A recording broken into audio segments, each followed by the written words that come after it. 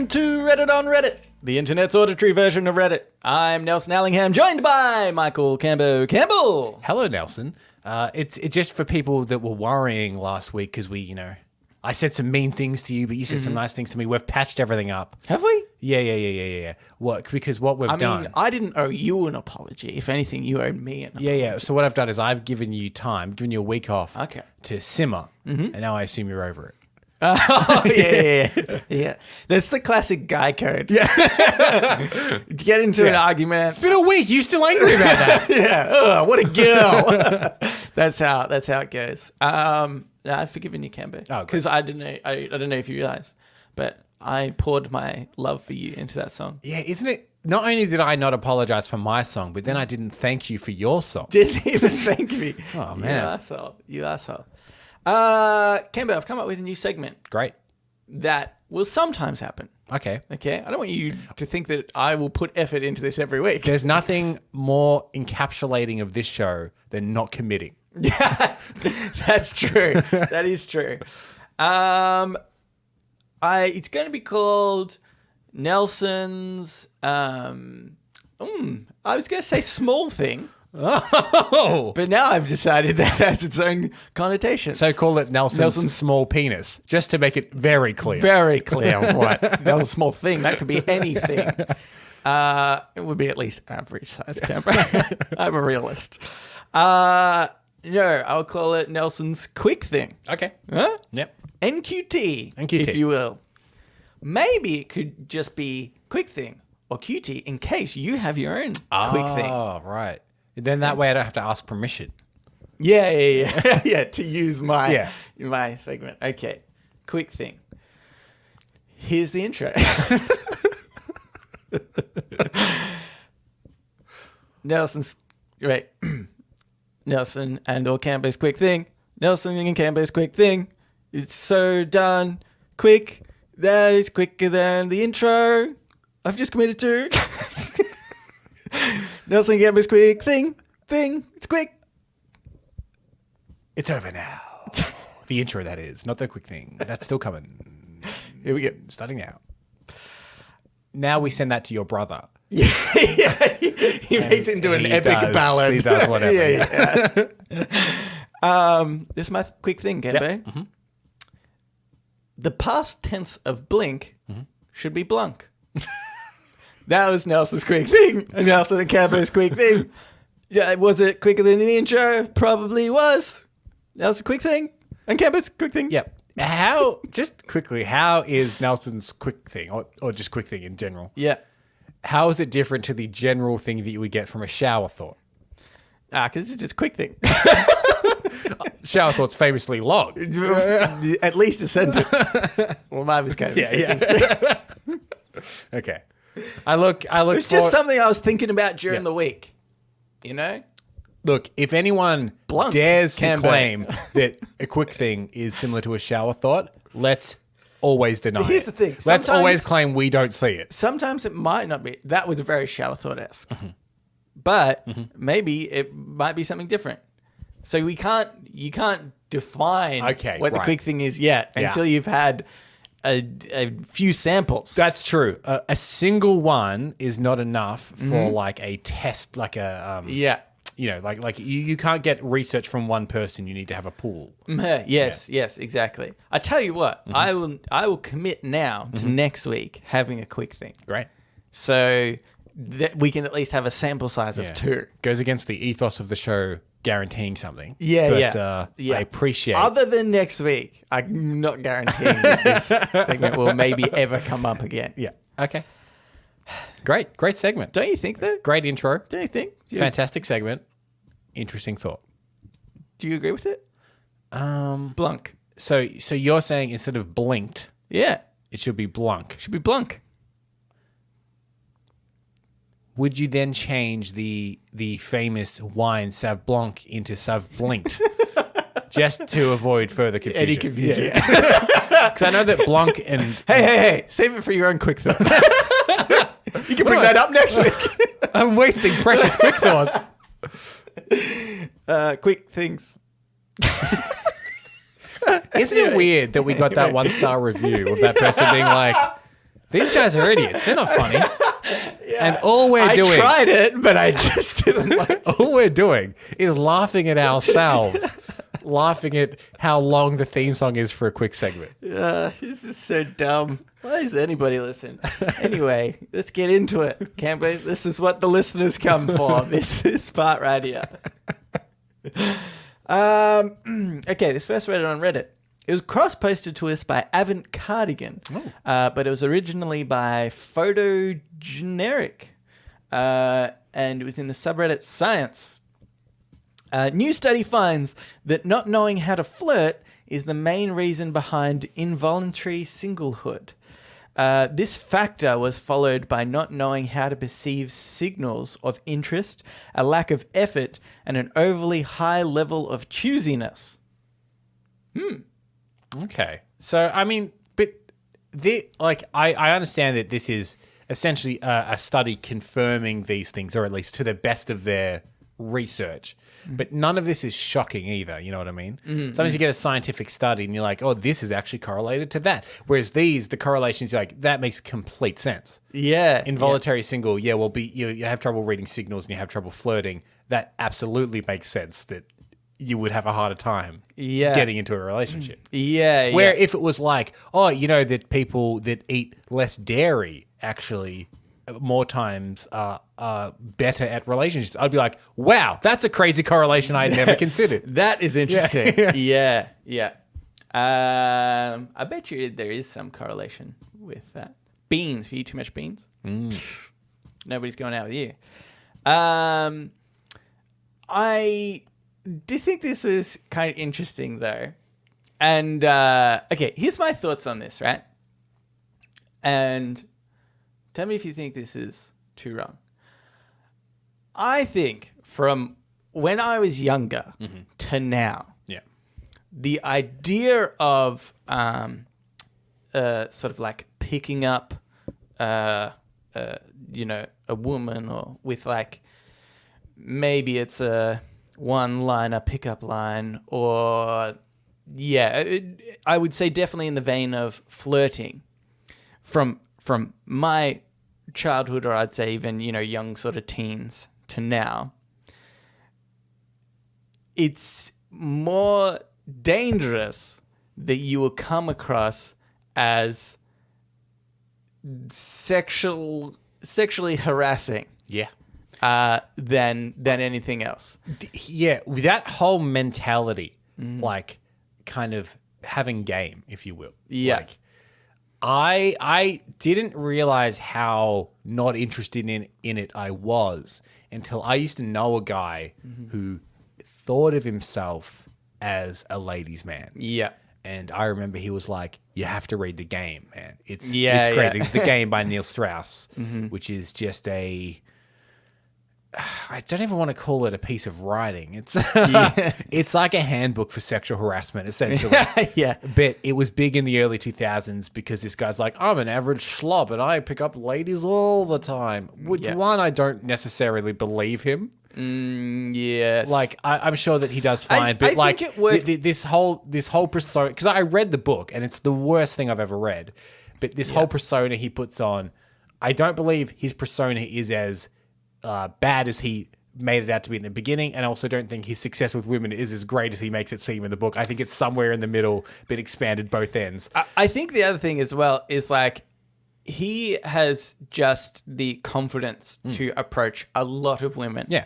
And then just by virtue of, like it's the shotgun approach where maybe it doesn't work on...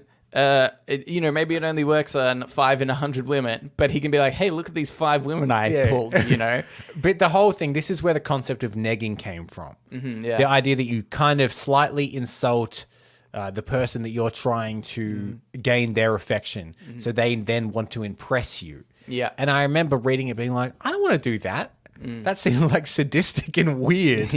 To like shoot someone's confidence down just for your own edification. So after I read that book in like, I think I must have been just out of high school, I was like, this doesn't interest me like one bit.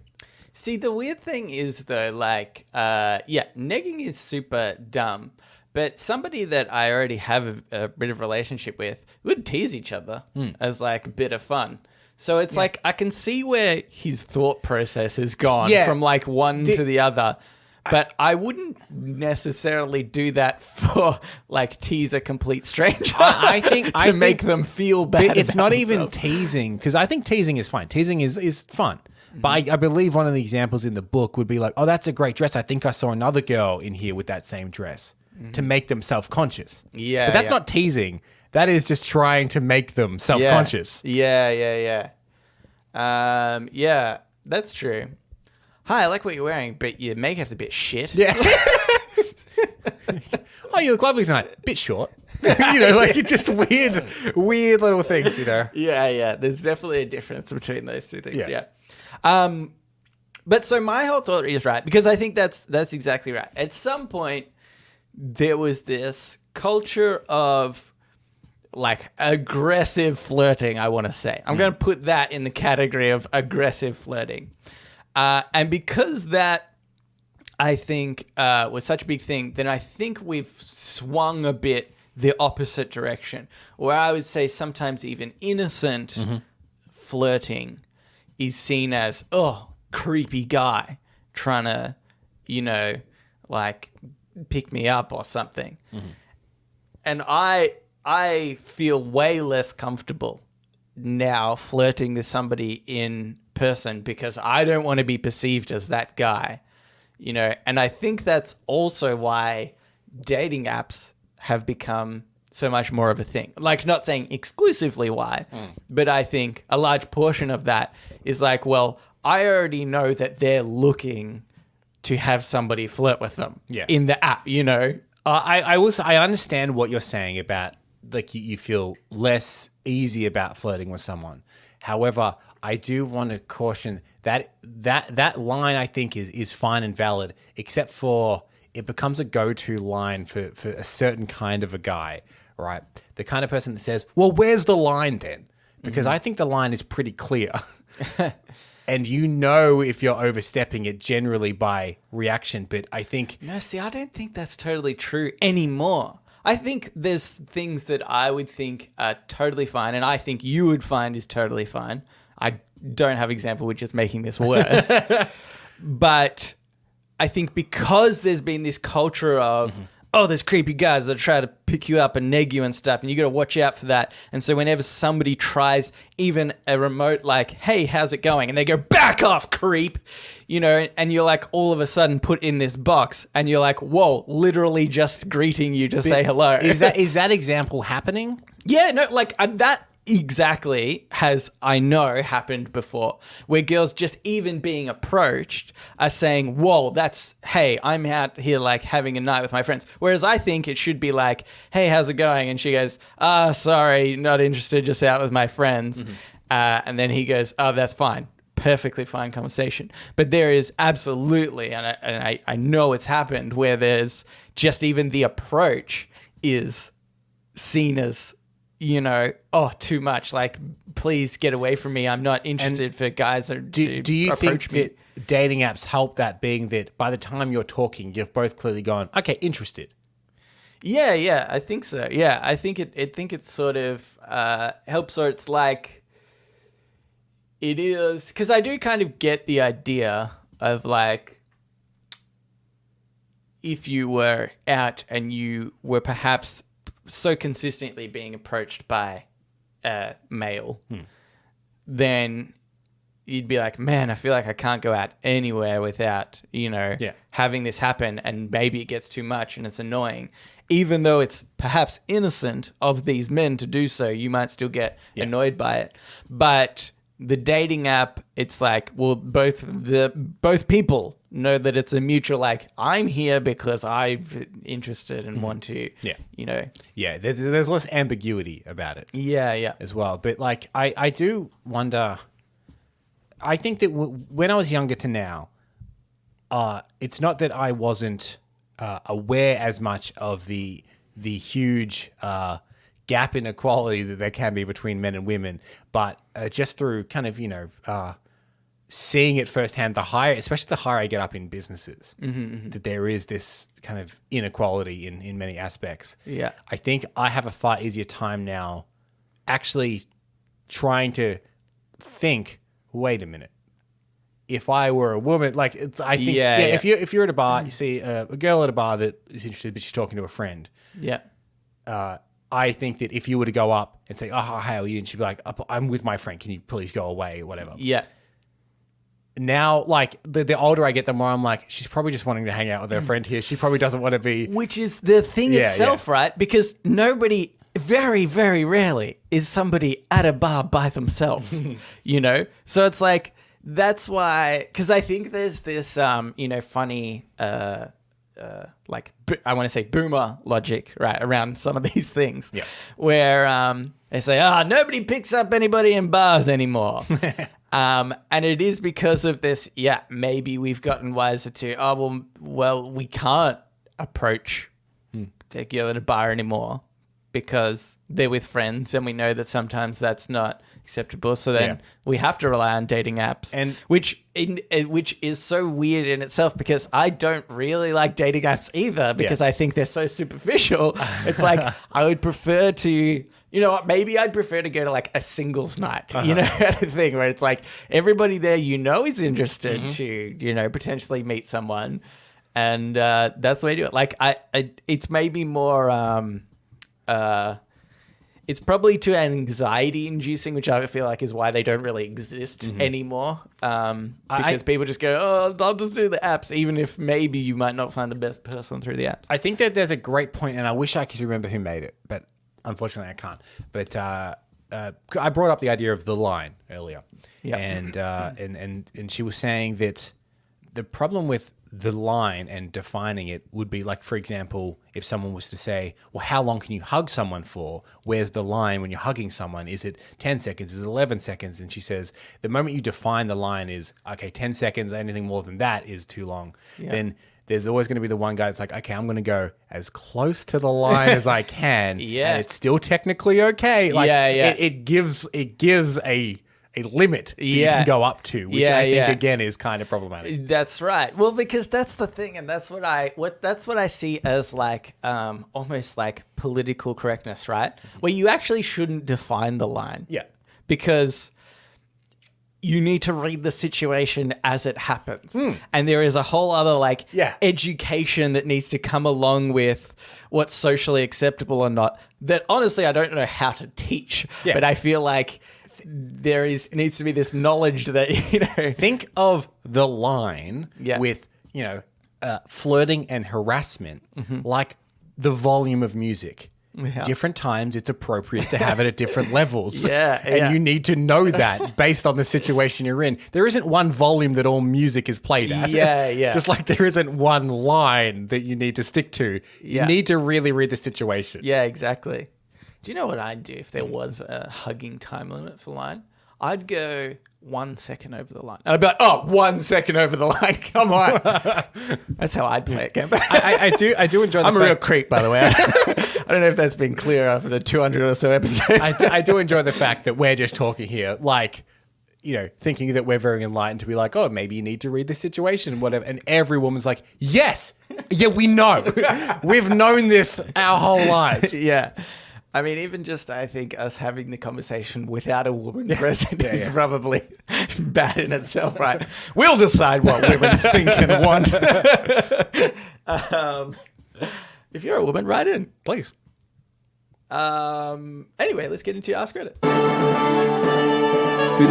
Ask Reddit. This Ask Reddit is by...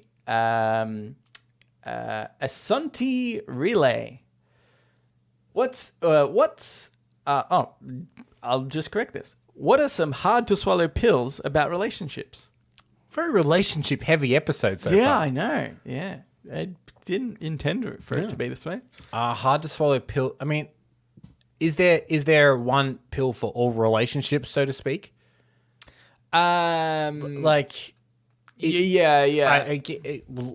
Here's a metaphor I've just thought of. The volume of music, Nelson, is appropriate depending on situation. Because Stacey and I may have even talked about this on the podcast, so stop me if I have, but we had a conversation recently about cost of entry into relationships. Like, what was the cost of entry into this relationship? And I think I said that for me, the cost of entry was Meg's. Meg's very unpleasant cat. Yeah. It took a long time to warm up to me. Is very needy. Yeah. But you know what? I love Stacey. I want to be with her. That's a cost of entry I'm happy to pay, you know. Meg's will die someday. Yeah. You will outlive Meg's, and that's all you need to keep in the back of your mind. And similarly, Stacey said of me, the cost of entry was that she had to learn that I'm happy to do any chore, I'm happy to do whatever, but I'm the kind of person that you just go, oh, hey, can you do that? And I'll just do it. But I don't self-motivate. So she's like, I've now learned that if I ask you to do it, you'll do it, no problems. Yeah. But I just need to ask you to do it. Yeah. That's true. If only I knew that it was that easy when we were living together, Camber. Camber, can you pay all the rent? Yeah, no problem. Yeah. So easy. Oh my God. I think a hard to swallow pill, it's such a very specific term, but I feel like something that is not always clear when you start a relationship, especially when you at the beginning of a relationship and everything's people say you're in the honeymoon period, everything's sunshine and rainbows. I think what I see is hard to swallow is there will be something about your partner that you don't necessarily like, a viewpoint that they have, maybe it's just a weird habit or something. Maybe it's even a hobby that you don't particularly enjoy or like. And I think that that's so important to keep in the back of your mind, because I think very rarely two people are so on par together. There won't be one thing. And I'm not saying obviously you have to realize this and stay with somebody where that thing is going to destroy your relationship. It's such a barrier that you can't continue. That's a completely different thing. But I think that there is, an understanding that you need to have in a relationship where it's maybe not everything about your partner you're going to absolutely love. Yeah. And you need to know that then requires work to, to sort of get around and move around. And if certain things bother them too much, kind of what you're saying in regard to maybe the chore thing was bothering Stacey a little bit. And her solution was, I just needed to talk to Cambo about it and just actually ask him to do it, and I think that that's such an important part, rather than her just keeping that bottled up and this is the thing that I hate about Cambo and it probably gets worse and worse. Yeah. She's done the right thing and being okay, I just need to communicate about this. And I think a lot of people can, especially I would say in younger relationships, don't realize that this is how you should handle that. And on the reverse is you should very much accept that when that comes to you and be somebody says, your partner says, they don't particularly like the way you put your toenails on the kitchen counter, for example, which I will always do. And I think another thing is that I don't think it's necessarily fair to want to change people for your benefit either. Stacey and I are very similar, but we have diverging interests in some places. Yeah. But in no way do I want to make her different either. Yeah, because I love her as she is. So I think that's the other thing is there's this thing of I can change them. Yeah. But I don't know if you necessarily should. You should maybe just accept that there are differences. Yeah, and love them anyway. Yeah, that's right. Yeah, it's again, it comes to the severity of how much that thing, that element about them, I think affects you too. Yeah. Oh, if it's they collect weird dolls and that's a bit weird or whatever. Yeah. But you know what? I love them. I'll accept them. Or they're way more into heroin than me. Yeah. And I think there might be addicted to heroin and are going to die soon, and I won't. That's a bigger bridge to cross, you know? Yeah. Stacey's really into sleeping with other men. This is weird. Not sure how. I'll let this play out for a little bit and see how I feel. Keep asking her not to. And she just laughs. I don't know. I'll address that again in a few years. But yeah, that's that. Here's another one. Okay. This is by Average Antique 3160. If you had to make one animal extinct to cause as much panic as possible, what one would you choose and why? One animal extinct to cause as much panic as possible. Panic, yes. It would need to be a domesticated pet then, wouldn't it? Because then they would all just disappear from people's houses and people would notice it far quicker. So then the obvious being cats and dogs. Yeah. Because, like, say you were to make moose extinct, for example. Mm-hmm. Obviously, big impact and people would freak out. But I think it would take longer for people to realize because they're not everywhere in the world as commonly. Yeah. Whereas, like, a dog or a cat, almost everywhere in the world, most houses have a dog or a cat, and a lot more people would get onto it right away. Be like, "Hey, is your dog missing? Because my dog's missing, and I think everyone in the world's dog is missing." Yeah. And some people would starve. No, but yeah, it'd be funny. You go outside to put up the missing dog posters, and it's just like street poles like plastered with all these other ones too. Yeah, that's true. But also, I would say good riddance to all the dogs. Yeah, look, I think, dogs, cats, sure. Boring answer there, Kevin. You've come up with a boring answer. That's the obvious answer. Here's what I think. I think one that would actually be pretty good is birds. Mm-hmm. I think if you just got rid of every bird, you wouldn't. One of those things that you wouldn't notice straight away, but would just be kind of eerie if you never heard birds. Like, we probably all take it for granted, right? Yeah. Wake up in the morning, hear birds chirping, but you're not like, oh, listen to that bird. But if just everyone all of a sudden didn't hear them, I feel like you'd be like, there's something missing. Like, I don't know what it is, but I'm outside and I just can't, I can only hear the wind. It's kind of weird. Like, what's going on? You could also set off a chain reaction of freakouts, which is if you make bees extinct, that would freak the scientists out because they're already freaked out about it. And then the scientists would freak us out. Yeah. And if I'm to understand this correctly, we will all eventually die because of the extinction of bees. So, bad. Okay. How to kill the world. Get rid of the bees. Yeah. Okay. Here's another one I thought about. Dolphins. Yep. Because of Hitchhiker's Guide to the Galaxy, before the world has exploded, every dolphin leaves. They say so long and thanks for all the fish, and they leave. So, I think that would get enough people to be like, hey, wait a second. I know this was a joke, but is Adam Douglas Adams? Douglas Adams. I was so close. He has two first names. Is he still alive? No, he's dead. Oh, okay. See, even worse. We can't like go to him and be like, hey, is this a real thing? But there would be people that dig up his grave. Yeah. I'd be like, maybe there's a sign that he was actually an extraterrestrial and he knew all about it. Even better if he was gone. Oh my God.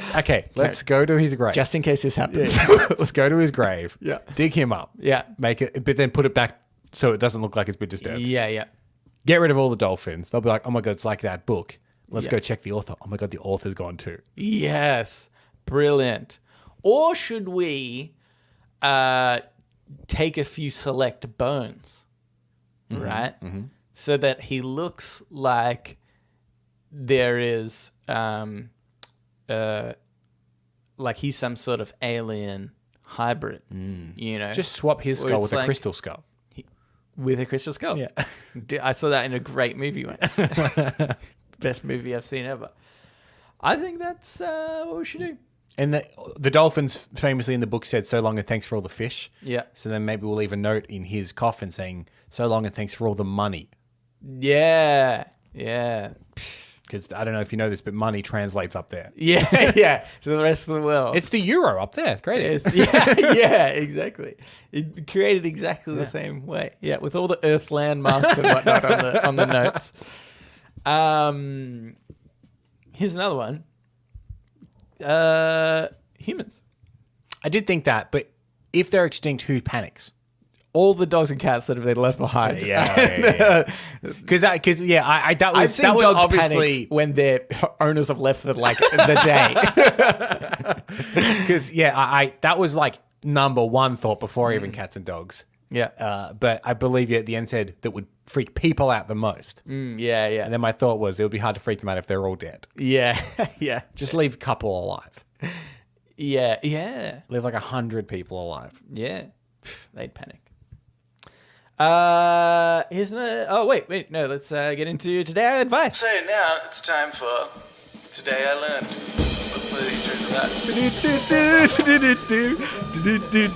Today I Learned. And also sometimes advice. This Today I Learned was by Streetwise84. Today I learned an Italian man found wandering Edinburgh. Edinburgh? Maybe. I actually thought it was spelled differently anyway. Anyway, Edinburgh, sure. No, but he's in Italy. Edinburgh is Scotland. in... So, anyway. Oh, no, but he could have been. Maybe he's just an Italian... Anyway. Let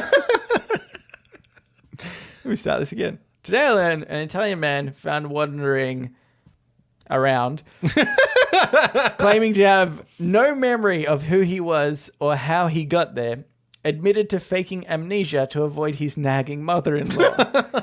His disappearance from Pisa. Okay, he must have been in Edinburgh. Edinburgh. But what if he's turning up from Italy to Scotland, being like, I don't know how I got here. Yeah. Does that? Oh, so maybe he is going as far away as possible. Well, yeah, that's what I thought. Right. But maybe Edinburgh is a place that in Italy. he was. Yeah. Anyway. This is why we need a correspondent for this area. Yeah. We have no Italian correspondent. Okay. His disappearance from Pisa raised suspicion when online searches "how to disappear" and "how to fake memory loss" were discovered. Almost flawless. Almost flawless. I want to know at what point he admitted it. Yeah. What was the piece of evidence? What was the straw that broke the camel's back? They put in front of him. Yeah, the Google search history with all these things. He's like, maybe I'll search. I don't remember. That's the problem. That's the weirdest thing about it. I don't actually remember. Maybe, or even just, I would imagine they don't even have to go to the search history. I feel like if they just put his laptop in front of him, he'd be like, "Oh boy, the jig's up. I really should have burned that laptop or taken it with me or something." They click the H on Google, and you know how it auto-completes? It's how to fake memory loss, how to disappear. Yeah. How to get from Pisa to Edinburgh? Maybe. Do you think though? Do you think that he'd be able to even find this advice online? I know you can find everything online, but do you think anybody's like, "Oh, this is how to disappear"? Yeah. If not, if he couldn't find a good source, and maybe this is why it all went wrong, I do hope that he at least then made an entry for that question in case others are asking it. Updated. Yeah, because clear search history. It's not on Quora or whatever that search engine is. Yeah, that's right. Yeah, you need he hopefully has updated that so people in future know how to accurately erase history of computer. Don't you think that it's so crazy that he wanted to avoid his mother-in-law that badly? How intrusive is this mother-in-law that faking a bit of a stomach bug wouldn't do? Yes. To be like, I don't feel very. I'm gonna go to the bedroom and lie down or whatever. Yeah. And even if she yelled out you're a pathetic, weak person, you'd be like, at least that's the end of it. Yeah, I can now just be in bed and ignore her for the rest. Yeah, so like, are they so intrusive that they would have insisted in going to the bedroom with them and feeding them soup all the time and asking them questions about what exactly, where we should go to the doctor, or what's your symptoms? I'll go get you, like, like being very intrusive about your fake illness or something. But I feel like even that, if you have a mother-in-law that's even remotely that caring, they can't be that bad that you want to avoid them. Yeah. Or like, and how is it, like, in my mind, if I really needed to avoid a mother-in-law and say they're there for the whole weekend or something like that, so even if you're pretending to have a stomach bug, and surely you probably know that's happening a little bit in advance. Yeah. And wouldn't you go, oh, crazy, I've got a business trip coming up. Yeah. I've got to go away for work. I'm so sorry. I know it lines up with your mother coming, but it's for work. Yeah. And then just, I don't know, go get a hotel or something somewhere. That seems about if easier you're to maintain Cambo? the lie than fake amnesia. Yeah. Well, yeah, that's the thing. Surely there's a better excuse. Okay, you're unemployed though, Cambo. Now what? I know, okay. Yeah, this is good. throw a curveball.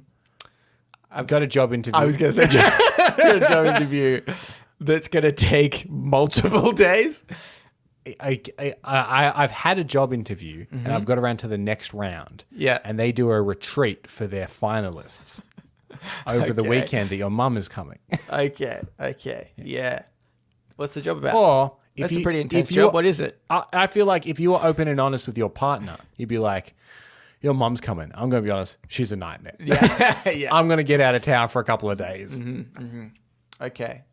And she was like, no, you can't do that, obviously. Yeah. And I don't have a job. You don't have a job. Okay.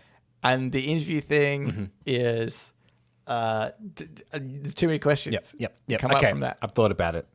At this point, with this exact set of circumstances, the logical answer is to go to a different city and fake amnesia. I think that's... Yeah. I think I'm starting to realize why he's come to that realization. Like, I think that makes sense now. There was all these barriers to entry until that was the only logical explanation. I could not think of another reason. Because you don't want to be like, oh, I'm just going to go on a fishing trip with some friends or something. It's like... Then you seem selfish. You're a selfish arsehole. That's it. This guy's so intelligent. He's on a whole other level. Oh my God. He was steps ahead of us. We did. Look how long it took us to get there. He was there like that. He was straight. What an intelligent man. I mean, at least clear. Search history. Yeah, I like to think that's that I have one mistake he took. Yeah. Do you? Okay, separate question now altogether. Do you reckon you could pull this off? Ever? I don't think I'm a good enough actor. Yeah.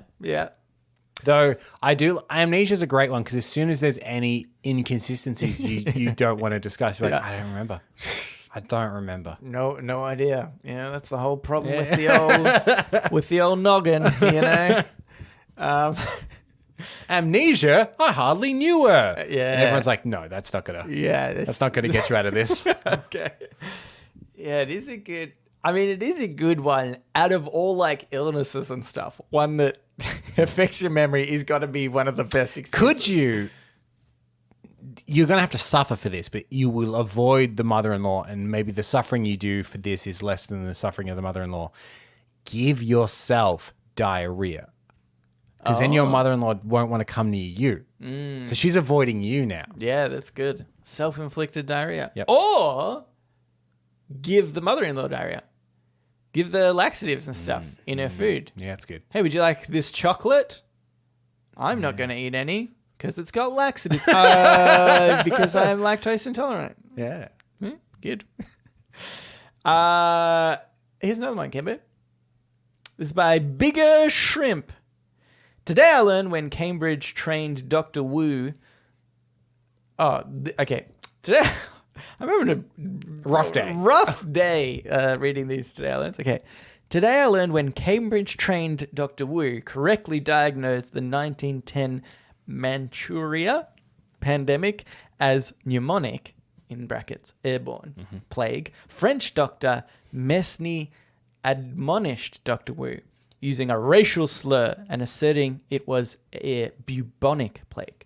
To prove his point, Dr. Mesny toured a plague ward without a mask. He died 6 days later. This is what I find fascinating is even intelligence is always trumped by arrogance. Yeah, that's a great point by this, isn't it?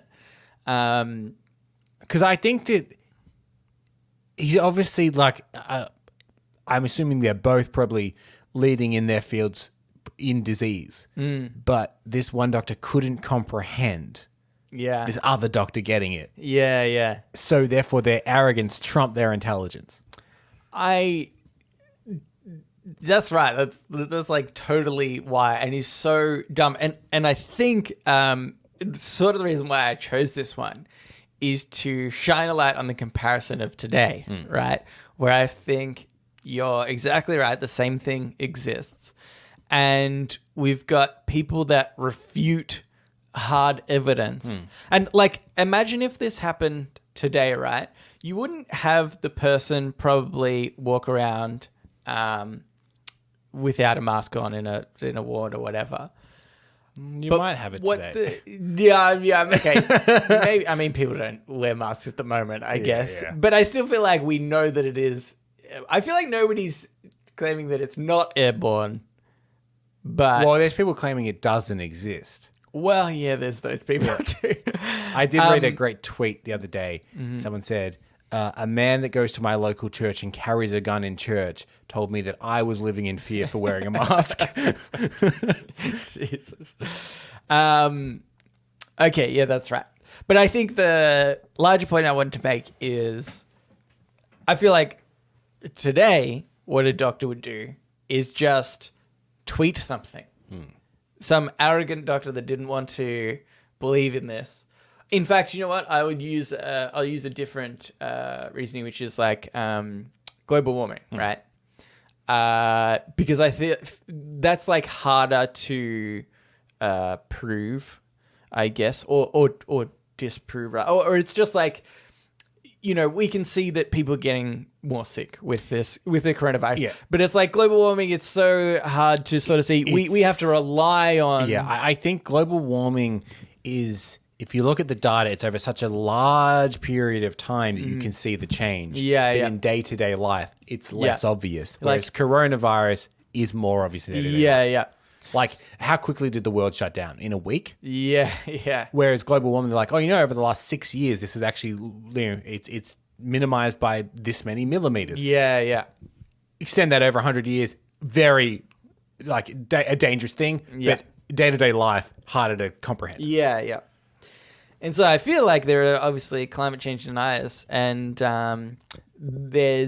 so all you need is one scientist, which there are, who say, "Oh no, this is bullshit. This is, global warming doesn't exist," and it's just so easy to refute it, and then you get enough people on your side. And so I feel like it's the same kind of with this doctor, right? Like, say that he did walk through a plague ward without a mask, and then he didn't get it and didn't die. That doesn't actually even then prove that it wasn't, pneumonic plague, but he can then use that as evidence to say, oh, well, it's obviously not. Like, I feel like you can manipulate the narrative by just being ignorant and arrogant. And I feel like that just happens so consistently. And this guy got his comeuppance, but I feel like, in this day and age where you can just so easily throw your stupid opinion out there without backing it up at all. And the slight problem is representation in some ways.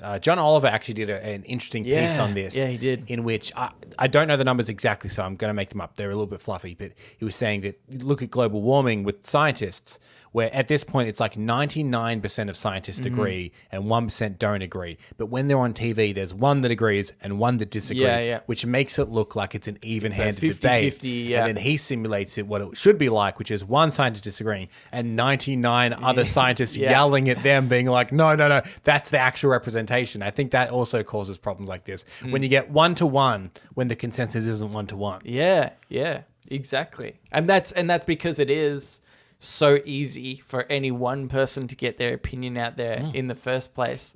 And so you can circulate, because rather than circulate just the one point of view forever and ever, it's like, oh, but how about this other person who doesn't have the view? And do you know what the worst part is as well?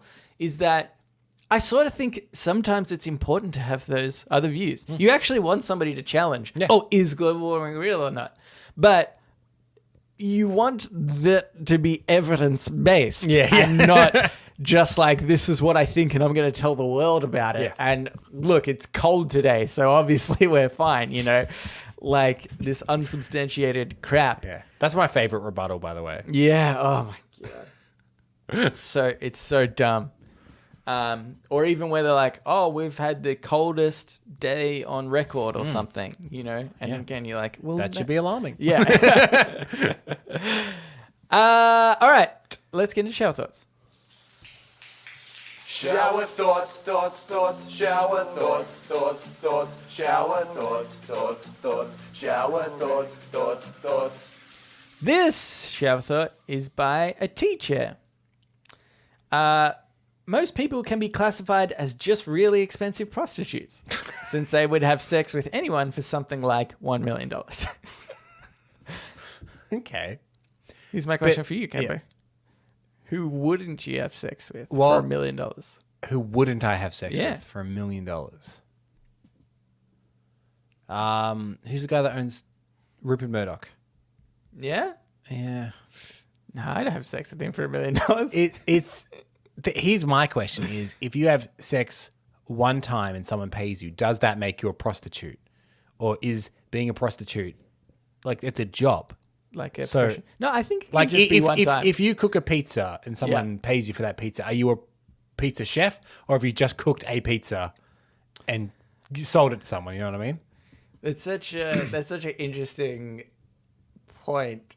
I would say, like, I don't think you would say, oh, you're a pizza chef. Yeah, but I would say that you have. There was you've dabbled in pizza chef. You've dabbled in pizza chefing. No, like you've because I guess you have had a business. Yeah. Of one customer.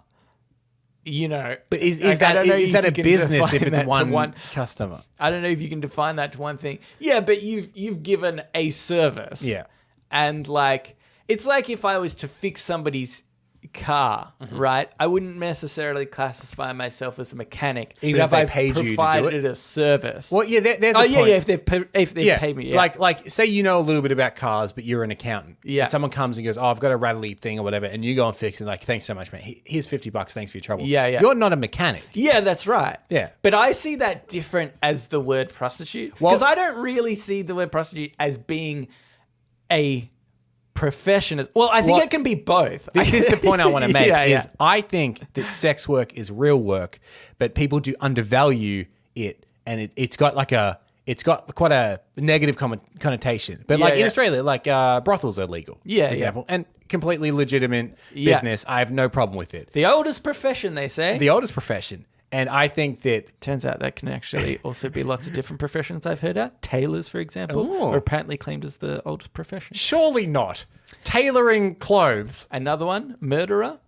Yeah, murder is great. Love that. Yeah, but not Cain and a Abel. profession. Cain and Abel. Yeah, yeah, exactly. Yeah.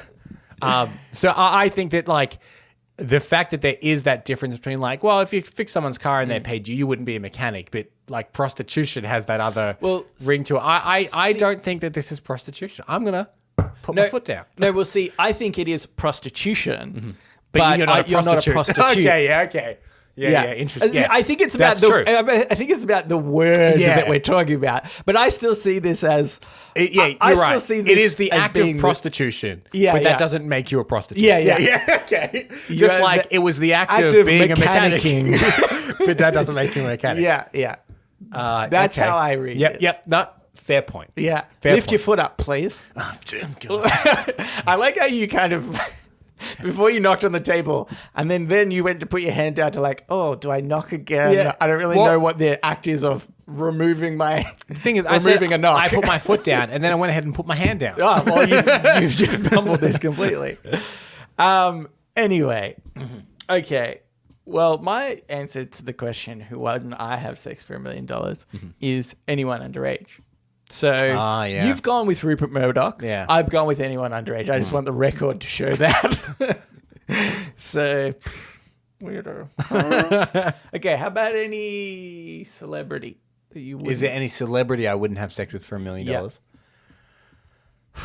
Do you know who I wouldn't have sex with? Who's that? It's actually for the same sort of reason as Rupert Murdoch. Oh, but now I can't remember his name, so this is going to be awkward. But only recently has he annoyed me so much. He's been on Reddit a bit, people making fun of him. He was the actor who played Hercules. Oh, Kevin Sorbo? Kevin Sorbo.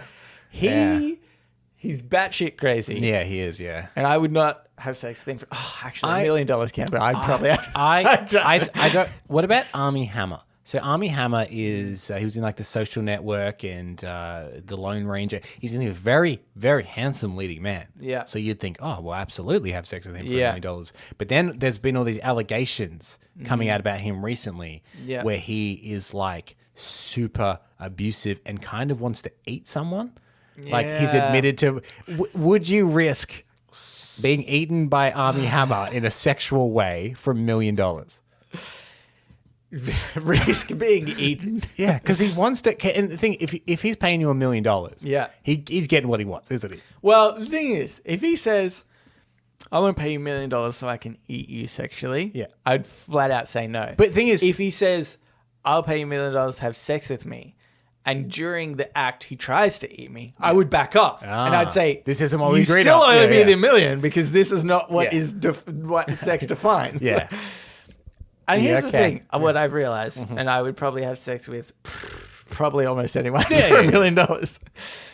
Because what I could do to make myself feel better and to sleep easily at night is be like, okay, I'll donate $500,000 to people of abuse, or, some sort of battered charity, women's shelter, stuff like that. Something like that. And I could be like, well, that now seems fine to me. So maybe that's all I would need to do. Maybe Kim Jong-un? I said King. King. He wishes. Kim Jong-un. Yeah. Only because you're not getting out of North Korea, are you? What about David Miscavige, the leader of the Church of Scientology? I only bring this up because his wife famously hasn't been seen for many years. Yeah. And in all honesty, she's dead. I would, and I'd film it and then release it. Well, I mean, if I could get out. The problem is, I would have a breakout plan. Yeah, thank you. I was going to say, the problem is, can you get out of the compound? Yeah. After the deed is done, and you're like, I guess I just got to leave now, and then the iron gates come down or whatever. That's when you need to have pre-planned your escape from whatever compound David Miscavige lives in. Yeah. You're my backup, Cambo. Okay. Is the plan. Yeah. You think you've got me, but Cambo is coming. You just walk in, you've been handcuffed by the security. Oh, they found me. I'm here to pick up Nelson. Okay, here's another one. This is by Icy Language, 2003. Oh, cool. Humans cannot even live in harmony with their own species and somehow still convince themselves that meeting an extraterrestrial species would go smoothly. I saw this earlier this week, and I 100% agree with this. Yeah. We immediately would try and kill them. Yeah. Well, not everyone, obviously, but there would be a huge percentage of the population being like, they think they can come to this planet. Yeah. And what do they want? Why do they want to be here? They're taking our jobs. Yeah. They're going to tank the economy. Yeah, exactly. Here's what I think, though, right? I think if aliens come here, we've got no hope, right? If they try to introduce themselves, they will be shot very quickly. If we discover alien life form, I feel like we have a better chance. Because of a couple of things. One, mainly, is that the people that are exploring space, the wider universe, are, I think, people who are more intelligent about these things and would approach it with a bit more of... To master interstellar travel, you need to have got over the smaller things that are still keeping humanity down. Yeah, exactly. But I also think that it wouldn't necessarily happen that way, because if you've got interstellar travel, you've probably also got some observation like capabilities. Yeah. And you would probably look at the society and be like, Yeah. it's pretty wild down there, man. Yeah. Do you think there is any intelligent life form out there that is not at war with each other? Well, this is a thought, like a kind of a theory, is that can any society actually function long enough to conquer interstellar travel, or does the nature of any kind of species naturally war with itself to the point of extinction and never reach that far? And we can never. Yeah, that's right. Yeah, that is theory, isn't it? I still feel like it is. It's got to be possible. I mean, with the infinity that is the known universe, statistics weigh far heavier in the absolutely possible than the not possible at all. Not Earth, obviously. We are absolutely doomed. Oh, yeah. Yeah. There is no... I think about this every now and again. Like, there's just no way that we will be able to get our shit together enough that we can travel to some other planet and, thrive further. It's just not going to happen. We're too fucking dumb. Yeah. And selfish. Selfish is the real problem, isn't it? Yeah. Like, there are people that just don't care about anyone but themselves, which is so baffling. Yeah. Just be like, that's not me. I don't give a fuck. Yeah, exactly. Yeah. So annoying. Humans are the worst. Anywho, Cambo, let's get into podnapping. Oh my God, I'm being podnapped. Podnapping. This is podnapping, where we nap a pod. We take a topic of conversation or a segment from another podcast, and we do it ourselves. This week is my week, because last week we did the Songs of Ridicule, which apparently was your week, but even though I'm pretty sure I did put the same amount of work into it that you did. You know who I think did the most work? Your brother. My brother. Yeah. Absolutely. And also the people that I roped into mine. Yeah, that's right. We've had a vote going up to ask the listeners who they thought was better. And I want to take this opportunity to say thank you, and I'm gracious for the win. I really appreciate it. We are recording a little bit early, and I am one vote behind. But I'm just going to assume that I've won by now. Yeah. You have a huge surge at the last minute. Yeah. I've got a lot of accounts set up, Cameron. I'm ready to activate at any one time. But before we get into this week's, I do think that the fact that people were so torn is probably the best result we could have hoped for. If one of us did really well and the other one, it was just a pasting. Then it wouldn't actually be that fun. And the fact that there is only one single vote between us at the moment, I think is for me, that's the best hope. That's the best result I could have hoped for. I am currently a single vote ahead of you. Yeah. But if it does help you at all, my own mother prefers your song. Oh, okay. That's good. Here's what I was going to say about it. Last week, I guess this whole song, there was two things. That one thing that bothered me and one thing that I was happy with, right? One is I got the vote of Hazim, and that's all I care about. Okay.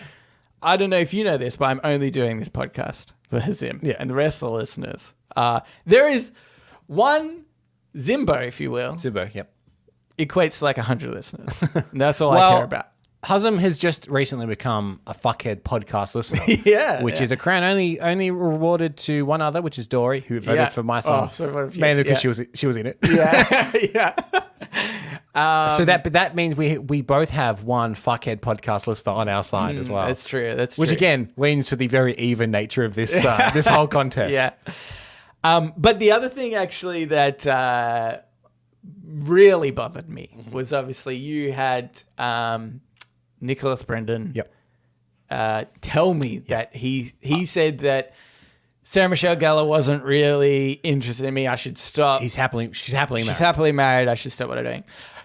I didn't really think that was fair because that didn't come from Sarah Michelle Gellar or in fact, from anyone who was probably closer to Sarah Michelle Gellar. So I thought I'd reach out to somebody and just see if I could get their opinion on this. Great. I've got a little recording here. Hey Cambo, this is Spike. Your man Nelson want me to reach out and set the record straight, mate. Apparently you reached out to Nick Brendan for advice. Now, I've got to say, Nick is a bit confused. So, I would take what he says with, more than a grain of salt. So if Nick told you something, you probably want to believe the opposite. So, Nelson is right, Nick is wrong, and you're an idiot. Sorry to say. It's okay to be an idiot. I'm an idiot myself. I've gone far in life being an idiot. There's nothing wrong with it. But in the future, just come to me, come to the horse's mouth for your information. All right? Got that straightened out. Bye. Okay, interesting. So that was James Masters, who plays the character Spike, who has been in an intimate relationship with Sarah Michelle Gellar. Sure, technically it was written and whatever, but I would say he spent quality alone time with quality Sarah. alone time with Sarah Michelle Gellar. Much closer than... What are you doing with your hands? You're just mashing your hands. I'm mashing them together. This is close time. This is where Nicholas and Sarah are at. Hands are way further apart. Way further apart. This... Oh, together. Oh, right together. Okay. Two things jump out at me. One, you've abused the same website I have. Well done for finding that. Okay. I'll have a point after you finish your points. Yeah. Two, he's very non-specific. I'm glad you brought up both those things. Did you tell James what he was agreeing to here? Here's the first thing on your point.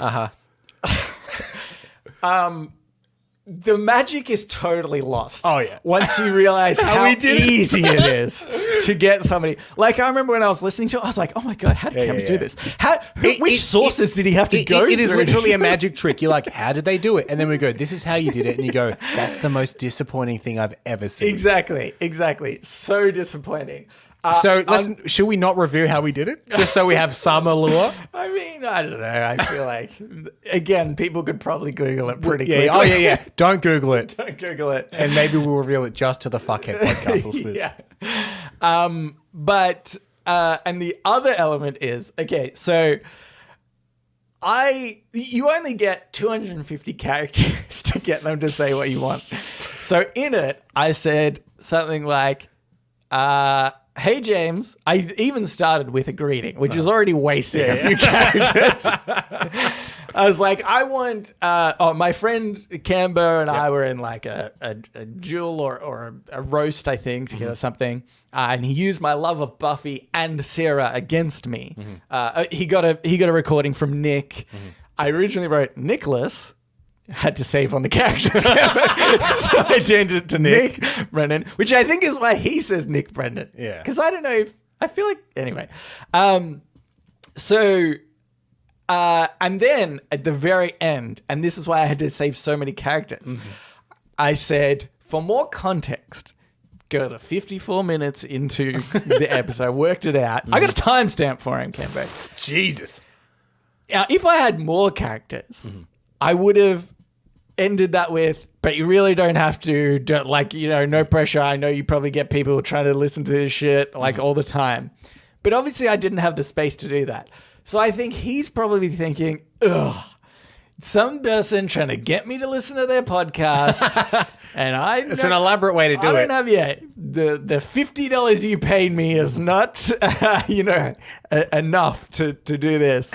Because I thought, I totally understand his point of view, and I wouldn't have done that too. But that's why he so very specifically just covers the vagueness, which I think makes it even more funny that essentially he's defending me kind of creeping on Sarah Michelle Gellar against his own knowledge. He doesn't know. He doesn't know what he's defending. He's just defending you obsessing with a woman that doesn't know you. Yeah, exactly.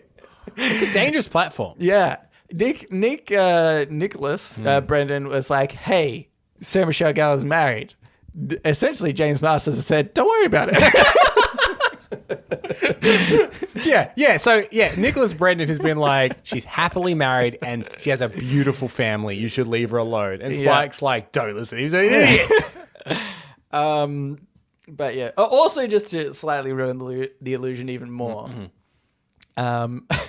You obviously cut down the Nicholas Brendan response and you sent it to me and I had a look. I thought it was really great. Like, especially after hearing James Masters one, I'm really impressed with the effort that Nicholas put in. But at one point he actually says, stop harassing Sarah. But if you want her number, I can actually tell you. He does actually say that. Yeah. So he does somewhat actually encourage this behavior. I'm in. Yeah. If anyone else wants to send us a celebrity message of them abusing both of us, go for it. I think doesn't have to be from the cast of Buffy, but that does help. It does help. Well, there is Emma Caulfield, but she's far more expensive, I found out. I don't know who that is. You would, because she's on WandaVision, and she's she was the head of the blonde lady. Yeah. But yeah, she's far more expensive. But she's also like this, Campo. Oh, right. With Sarah Michelle Gellar. The hands are further apart. So much further apart. But Nicholas Brendan and Emma Caulfield. That hands they're on top of each other. On top of each other. Jeez. Anywho. It's a Venn diagram. Yeah. Okay. So anyway, what we're doing for podnapping this week. Jeez. I forgot we were in podnapping. I'm sort of glad that we fleshed this out with just something else. Because the podnapping you were about to bring up is one, like a Led Zeppelin, has just failed so many times. Yeah. We're going to be doing surprise interview, but Discord edition. Yes. And this was suggested to us by Rasmus, Hallie, and Dory. So just keep that in mind. If this fails horribly, it was their fault. Yes. So several people on our Discord got together and they all decided that what we should do is we should voice call the Discord and do a surprise interview that way. Yeah. Now, are you going to go into, we have a general chat, like voice chat, or are you going to call one person specifically that's online? I'm going to call one person specifically. Or maybe I should have planned this ahead of time. I've just realized that is not how we do told surprise people to interview. go into the Discord channel. Oh, anyway. Is there anyone online? There are a few people online. Just Doverkin is one.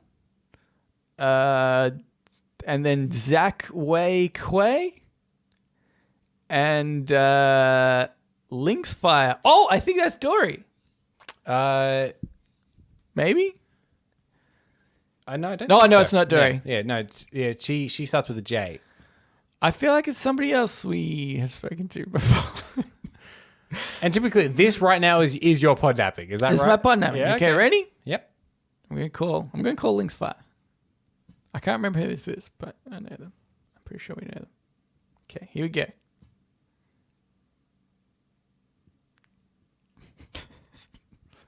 I can't hear any ringing. It's meant to be ringing.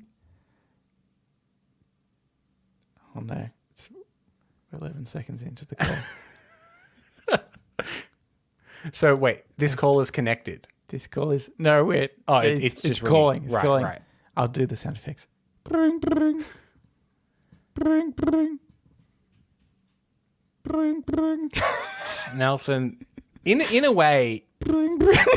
in a way, I'm happy because it's another failure for It's not a failure yet, Cameron. surprise interview. There's more people online. Okay, we're not getting that. Okay, I'm going to call somebody else.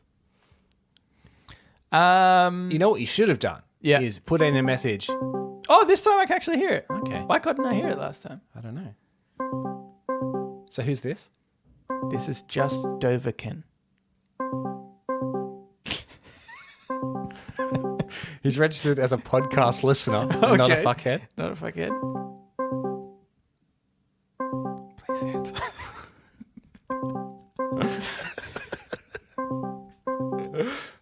This is actually very intense. Oh, I don't want to. I feel like that was that was a failure. Okay, this is what I'm going to do, Canberra. Yeah. On our Discord right now, I'm going to ask everybody to join the general chat. Okay. And we'll do the AMA in the meantime. Okay. That's fine. And then we'll jump back to this. Oh, Jesus Christ. That was It's weird that this segment gets worse every time it comes up. All right, so do you want me to introduce the AMA while you send a message to our Discord? Yeah. Okay, this is the AMA where listeners just like you, dear listener, can write in and ask us anything you want. I've got another one here from Jive Tasprati. I can never pronounce it the way it's meant to be pronounced. So they said, my question is, if you had to do one thing the opposite way for the rest of your life, what would it be? Now, this one, there's a huge loophole here. Oh, okay. If I had to do one thing the opposite, it would just be going bankrupt. I would try my hardest to go bankrupt and I'd keep making more money. Yeah. I'd spend all my money to try and get rid of it and then I'd keep making more money. But this is assuming like an extraterrestrial force is involved here. You know what I mean? Yeah. Like someone else is doing that. Yeah, okay. Because otherwise... Because if it's just like something that you physically have to do yourself, you're in complete control of doing it opposite, then you can't do that. You know what I mean? Yeah. If it was something that I had to do myself, it'd just be like, walk backwards. You would walk backwards. Well, only because I feel like that would be the easiest thing to do. It'd be like, I'm going to put my milk in before my water and tea or something. Oh, yeah. I didn't think about stuff like that. God damn it, I'm just committed to walking backwards. No, that was huge. I don't know why I thought that would be so... I felt like it needed to be a bigger gesture than just... That's the trap you're falling into. Wait, into. put my milk in first? What an insane thing that would be to do. I know, but you could live with it, couldn't you? No.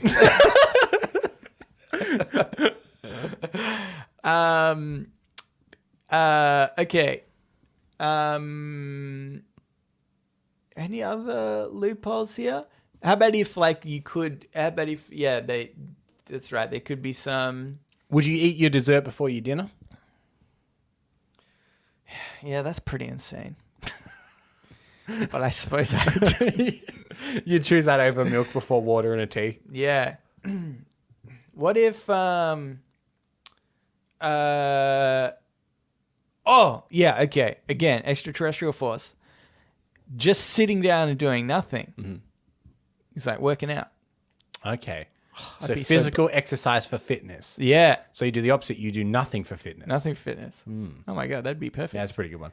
Yeah. So we've got an answer for if it's mundane things that we have to control would go really small. Yeah. And if it's something someone else controls, we go loophole. Yeah. Okay. Exactly. Okay. Here's the other one. Sorry, now I'm in the Discord, so I have to go back to the email. Oh no, it's on here. What am I doing? Nelson, you're a bloody mess this whole episode. I can't believe not one person was online and picked up. Okay, hey guys, it's Caden here. I just want to say thank you for reading my email and answering my question. I can't lie when I say I was smiling uncontrollably when I heard that. Anyway, I just want to say I seriously envy you guys for the fact that you don't live in the US right now. As you know, things are pretty hectic, with COVID restrictions going down prematurely, at least I think so, and the presidential shit going on. Oh yeah, we got this a little while ago. With how Trump supporters rioted when Biden won the election. I hope things in Australia are going better than they are here. We just have one cheeky little rape allegation in the higher ends of Parliament. Well, one rape allegation which has opened up a lot of other rape allegations, and history of the government covering up rape allegations. Apart from that, we're peachy. We're so fine. Oh, and the Prime Minister is refusing to investigate. He's just a dick. Yeah. All right, I'll stop rambling. My AMA for you guys is multiple things, actually. God, there's quite a lot of questions here. Okay. 1, Nelson, what do you like about being single and what do you not like? Should I read them all out and then we go over them? No, let's go one by one. Well, spoiler, I've actually started dating somebody. say single people suck and should be ashamed. There is nothing good about. No, actually, single life. What I like is you really aren't. Not that it's a burden at the moment. Please don't tell the person that I'm dating that I've even phrased it remotely like it might be a burden. But you're not beholden to anyone. I like the idea that I can just do whatever I want. You're not like if I have to catch up with if I want to catch up with a friend, I can do so. And also I can just like cancel on them at any sort of moment, and be like, yeah, whatever. But I feel like if you've got a partner, it's more like you just have to be more committed for some of those stuff, which is fine. And again, not a burden. But yeah, it's just a little bit easier, I think, to kind of, I don't know, organize yourself or just live on a whim, if you will. Yeah. I must say, it's a bit distracting, Nelson. The Discord has started now going off. Okay. Oh, shit. Oh no, are there actually people in the channel? There's not one person in the channel yet. Okay. Anyway. Okay. So yeah, I think. And what do I not like about being single? It's nice to be loved. It is nice to be loved, isn't it? Yeah. Yeah. Well, on the flip side, they've also asked Michael. Oh, they've called me Michael. What do you like about being in a relationship, and what do you not like? But perhaps you're also kind of newly in a relationship. You can also have a newer perspective on this as well. Yeah. Look, this isn't going to be the obvious answer because I think the obvious answer is it's nice to be loved. Oh, I thought it was the money you get for sex. Well, are you not getting paid? I'm getting paid. Money is a point I'm going to make. This is a thing I didn't necessarily realize until I was in a relationship with Stacey. We have a joint bank account. Yeah. Have you ever had two incomes going into one bank account? Looks amazing. It's the best, especially because we're on like alternating pay weeks and stuff. Oh, it goes up every week. It's topped up a lot. Oh, I love it. Yeah, yeah. What do I not like? Sharing my money. Yeah. Yeah, that's true because there is the reverse of that. It's like, oh, Stacey's spending your hard-earned dollars on what, dresses? Ew. Which would be true if Stacey didn't make more money than me, which she very much does. Yeah, yeah. Also, I think on that note, the idea of like living together and rent is actually like an added bonus. Yeah. Of like, oh, we can, instead of playing, because you can still live in like a 1-bedroom apartment, for example, or you're just splitting the rent so easily between two people. It's financially sound for you to get into a relationship. And that's what we like best. Yeah. But really, you pay for it early on with all the dates and stuff, Yeah. You have to get to the comfortable stage where you never go on dates. It's like swapping your light bulbs for LEDs. The initial investment is more expensive, but in the long run, you save money. Yeah, exactly. Great analogy, Cameron. Thank you.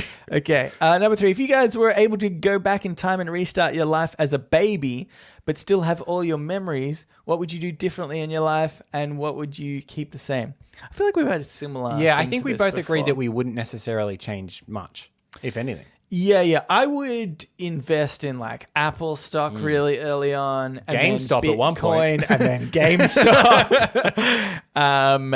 Yeah, I think that. Yeah, we'd be richer, but much the same. Yeah.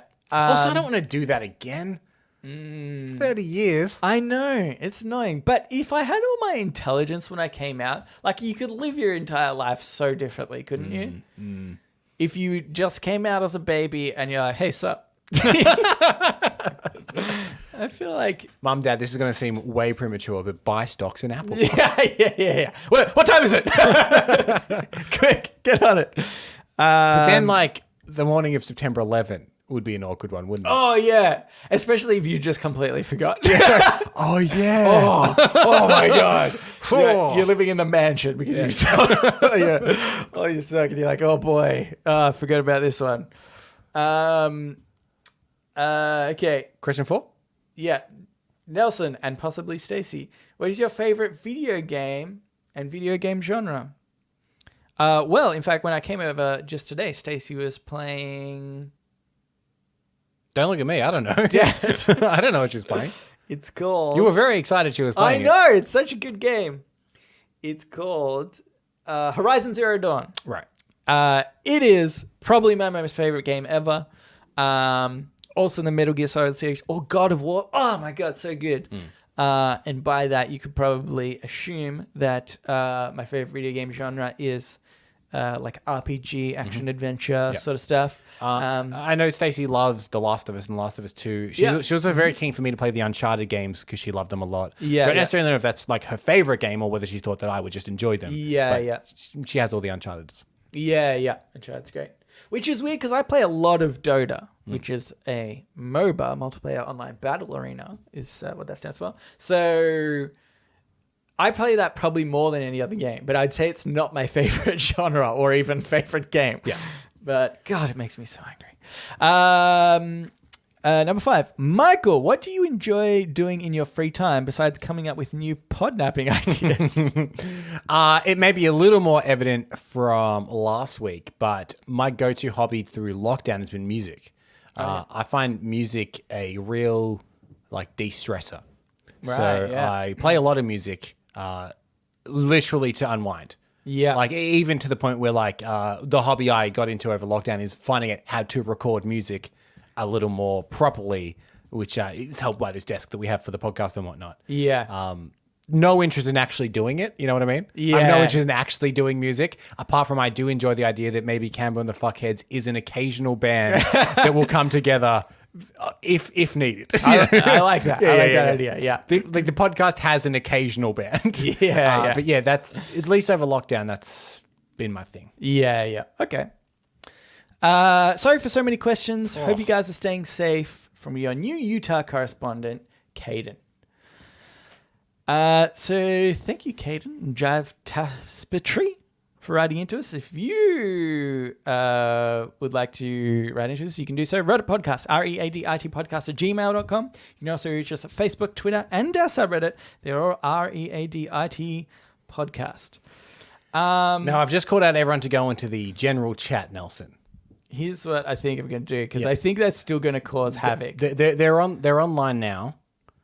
I'm calling. It's not coming up, though. Why can we sometimes not hear it? Hello? We can't hear you. Hold on. Oh, no, this is terrible. I'm going to hang up. Okay. Nelson. I wonder if that came through. Let's find out. No. Sometimes it's going, sometimes it doesn't. Okay, well, this is going to be terrible. Let's just join this voice chat. Hello? Also, great job with the song for Cambo. That was amazing. Hey, okay. That was fun. Now here's the thing. Hi, Nelson. It's Nelson and Cambo here. Yeah. And you've both inadvertently joined Surprise Interview. Yeah. Oh, great. Awesome. So we've got Hallie and Dory here. Thank you guys for joining the chat. This is going to be real hectic if more people join. Can I just say, this has gone so badly that we've had to do AMA and come back to this. Yeah. But are you guys, first question, are you guys surprised at all? Yeah. I mean, this kind of was our idea originally. Yeah, that's right. She's right. Don't worry, we have credited you for the idea. Nelson has also indicated that you're to blame for it going so badly since it wasn't his idea. Yeah. It's your idea. It was mainly Rasmus. Also, Rasmus is to blame. Okay. Oh, okay, yeah. He's not here. Let's throw him under the bus. Okay, Cambo. Would you like to go for the first question? Oh, no, Nelson, this is your segment. Okay. I've prepared no questions. No, we've just have you prepared questions for Surprise Interview? Rasmus's segment, but I suppose I will go first. Okay.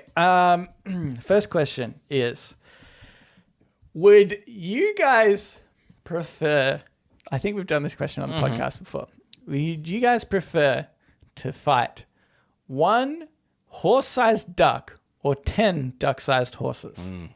Good question. Probably the 10 duck-sized horse. I'd agree with that. I worked with horses a lot Yeah. before, so I feel comfortable around horses, especially if they're duck-sized. You would, And they won't bite so bad if they're itty bitty. Is that not worse though? You've worked with horses. You know how majestic and loving they can be as an animal. And you are ready to kill 10 of them. 10 cute. Oh, wait. Yeah, that's true. I have to kill them. Yeah. Oh, it is to the death. I forgot to mention that. Yeah. Follow-up question. Would it change at all if the 10 duck-sized horses still had the power of a regular horse kick? Oh, that would... Oh, Never been kicked by a horse. Oh, I wouldn't recommend it. Yeah. It can cause brain damage. But just stay in front of them. They can't. They but can't do a forward kick, can they? Nelson, you got 10 ducks. Are you keeping your eye on all 10 ducks at all times in a fight? If I'm in a fight, of course I am. But I'm saying it's harder than you But think. we do have to kill them. You do have to kill them. So we do have to kill them. Yeah. But think about this: the guilt of they're killing pretty one small. animal might be smaller than killing 10. Yeah. I think emotionally, I'd rather kill the horse-sized duck. But I don't know if I could do that physically. Ducks are vicious. I don't know. Yeah, they do have a vicious peck. When I was younger, my girlfriend had a pet duck, and it was really annoying, to be honest. But wouldn't that be delicious? well, here's the thing. After the battle, for one, if you kill the horse-sized duck, then you get delicious duck and a lot of it. So that's positive number one. Killing all the horses, lots of glue. All right, one last question. Is it with our bare hands? Oh, good question. Great question. Okay, no, I'm going to add a question on top of that question. You can bring one weapon that can't be a gun. It can't be a gun. What is it? But we're both American. Yeah. Therein lies the challenge. Yeah. The challenge is going somewhere without a gun. Yeah. Chainsaw? All right, how about a golf club? If you can punch them really hard, then it doesn't matter, right? Yeah. So golf club. Okay, golf club. But I like the huge leap in difference between chainsaw and golf club. Story is a lot more confident in her ability, whereas I'm relying on the chainsaw. Yeah, well, I think... Oh, yeah. I'm a putt-putt master. Oh, okay. Oh, so not even a driver. Or an iron. You get it with a putter. That seems almost cruel, if anything. Okay, I have another question for a surprise interview. Just quickly with the golf club. Yeah. You would need to do the cheesy action one-liner. Looks like this one's a birdie. And then whack the duck. Oh my God, that is so good. Yeah. Okay, and if it's the horses, you say, giddy up. Okay, I have one last question. This is more of a serious question. don't know. More serious question, okay? What do you think was a defining moment in your life? Like, what moment in your life make you, looking back on it now, is like, that's what made me Dory, or that's what made me Hallie? I'm going to need a solid 30 seconds. Well, we're a podcast. I've got mine. So time is of the essence. Oh, I'm just joking. It's our podcast. Okay, I call it Dory goes first. Okay, Dory. Cool. Yeah, mine was when my entire family moved from New York to Florida and left me in New York by myself. Whoa. Oh my God, was this Oh, wow. I thought it was a Home Alone scenario. I was going to say, this is the plot of Home Alone 2, Lost in New York. Okay. Oh, wow.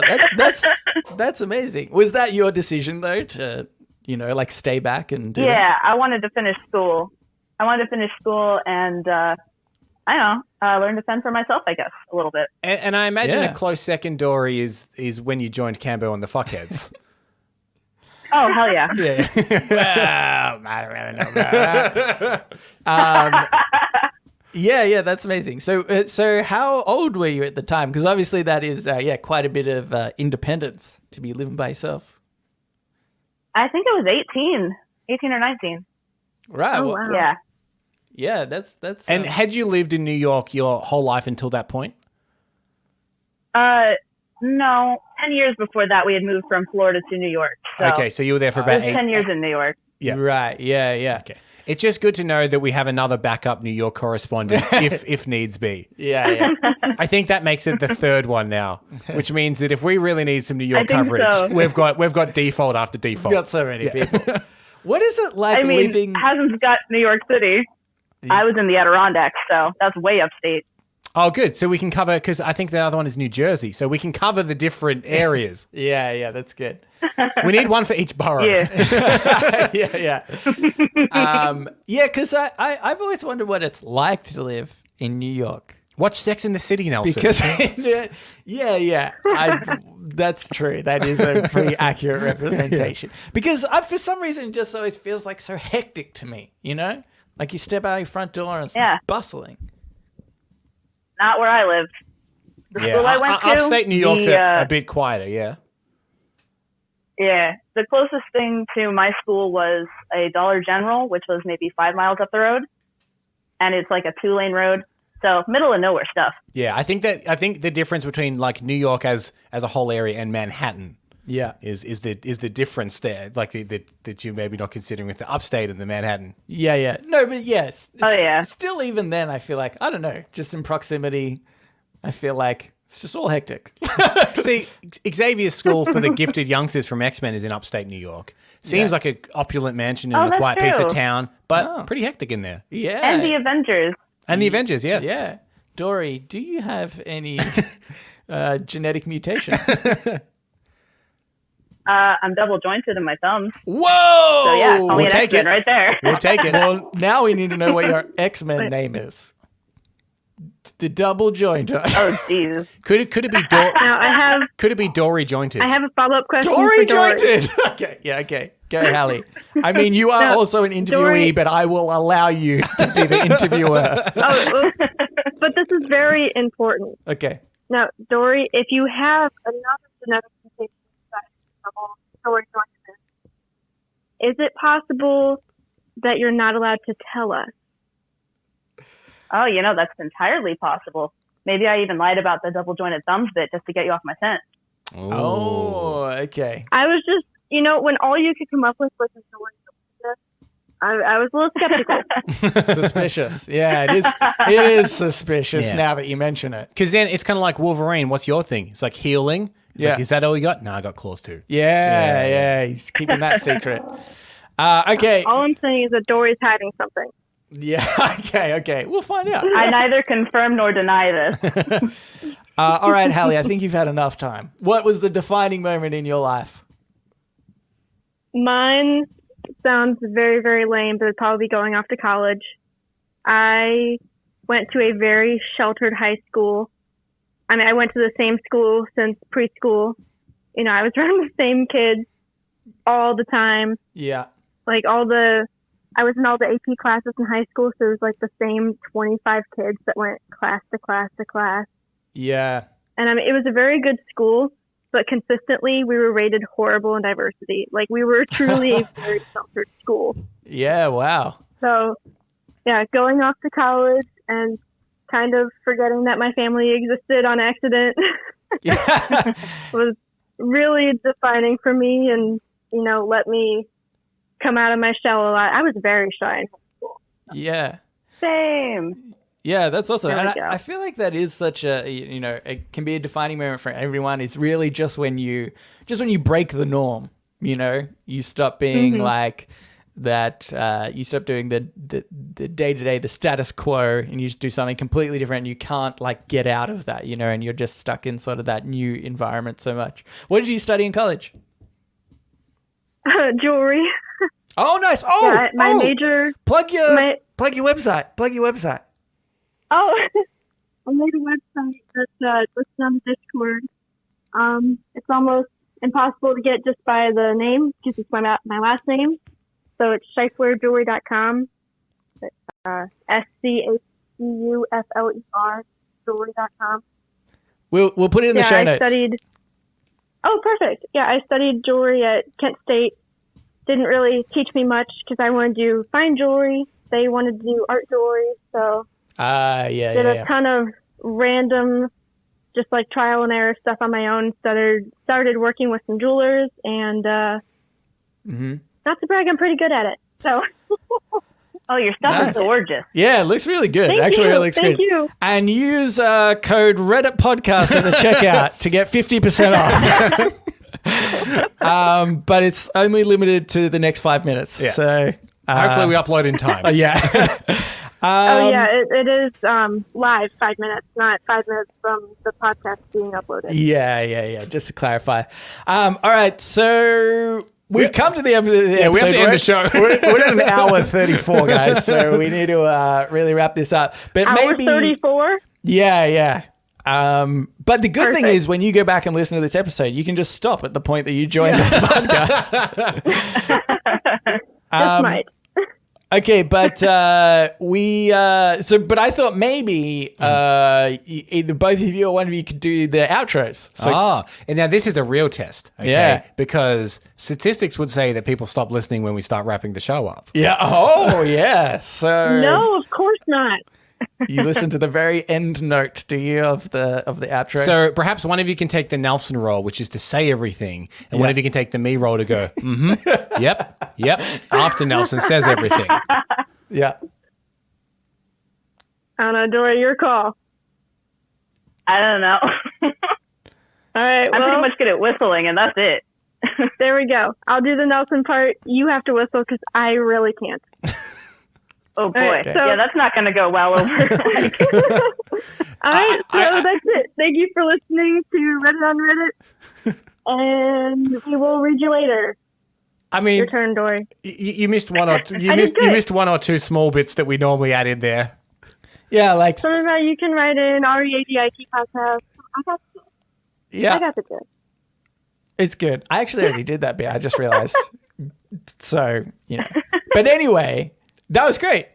So wait, let's do it again because we're going to play the outro at the exact same time. So I think simultaneously you should say, thanks for listening. We'll read you later. And just be warned, once the theme starts playing, I start muting the mic. So even if you keep talking, it's going to cut off. Are you ready? Wait. You only want me to say thanks for listening. That's it for Reddit on Reddit. And read you later. And read you later. We think you should both And read do you it later. simultaneously. Yeah, if you can both say read you later at the same time, that would be good. Cool. All right, we got this. Just go whenever you're ready. All right, well, that's it. Thanks for listening to... We will read you later. Sorry, thank you.